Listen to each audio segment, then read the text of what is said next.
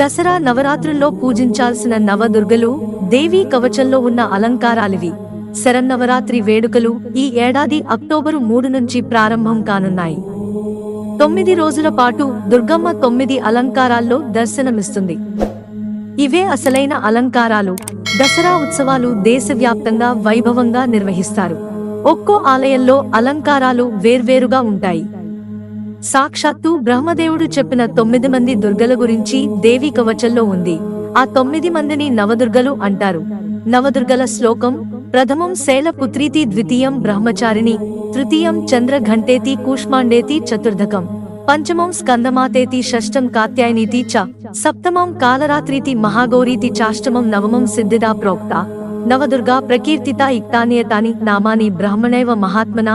శైలపుత్రి శివుడి అర్ధాంగి అయిన సతీదేవి యోగాగ్నిలో తనని తాను ఆహుతి చేసుకున్న తర్వాత పర్వతరాజైన హిమవంతుని ఇంట్లో శైలపుత్రిగా అవతరించింది.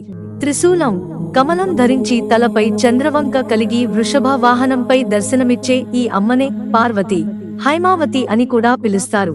బ్రహ్మచారిణి, ఓ చేతిలో జపమాల మరో చేతిలో కమండలం ధరించి శంకరుడిని పతిగా పొందేందుకు ఘోర తపస్సు చేసిన రూపం ఇది. బ్రహ్మచారిణి దుర్గా అనుగ్రహం సిద్ధిస్తే సకల విజయాలు కలుగుతాయని భక్తుల విశ్వాసం.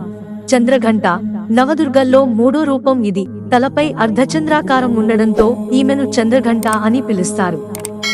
సింహవాహనంపై కూర్చుని బంగారు కాంతితో మెరిసిపోయే చంద్రఘంట దుర్గ 10 చేతుల్లో ఖడ్గం, బాణం, సరా 10 రకాల అస్త్రాలు ధరించి దర్శనమిస్తుంది. ప్రశాంతంగా కనిపించే చంద్రఘంట దుర్గను దర్శించుకునే మనసులో అలజడి తొలగిపోయి ప్రశాంతత లభిస్తుంది. కూష్మాండ దుర్గను అష్టభుజాదేవి అని పిలుస్తారు. విశ్వంలో సకల వస్తువులలో ఉండే ప్రాణ తేజస్సు కూష్మాండ దుర్గ ఛాయే అంటారు.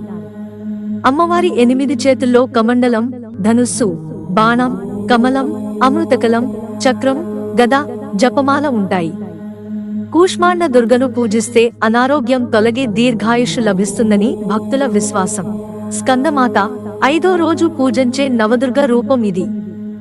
ఒడిలో చిన్నారి స్కందుడిని కూర్చోబెట్టుకుని చేతిలో పద్మం ధరించి ఓ చేత్తో అభయముద్ర, మరో చేత్తో కమలం ధరించి ఉంటుంది.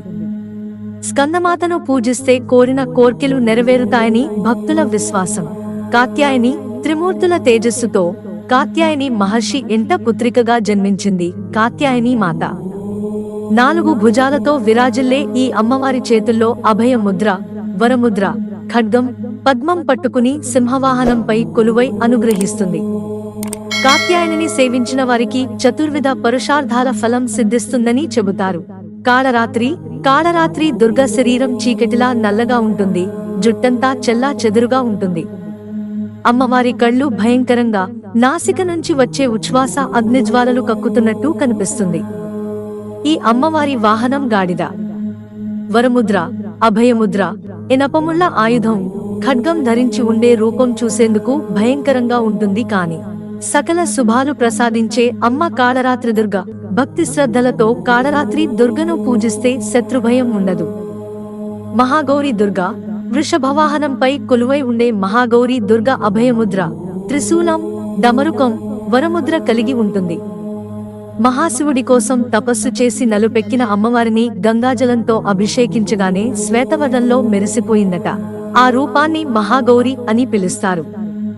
మహాగౌరి దుర్గను పూజించేవారికి గత జన్మ పాపాలు నశిస్తాయి.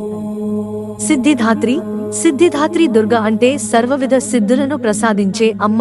శంకరుడు కూడా సర్వ సిద్ధులను ఈ అమ్మవారి కృపవల్లే పొందాడని దేవీ పురాణలో ఉంది. చక్రం, గద, శంఖం, కమలం పట్టుకుని దర్శనమిచ్చే ఈ రూపాన్ని దర్శించుకుంటే సకల సిద్ధులు కలుగుతాయంటారు. మిత్రులారా, ఛానల్ సబ్స్క్రైబ్ చేసుకోవడం మర్చిపోకండి. ధన్యవాదాలు.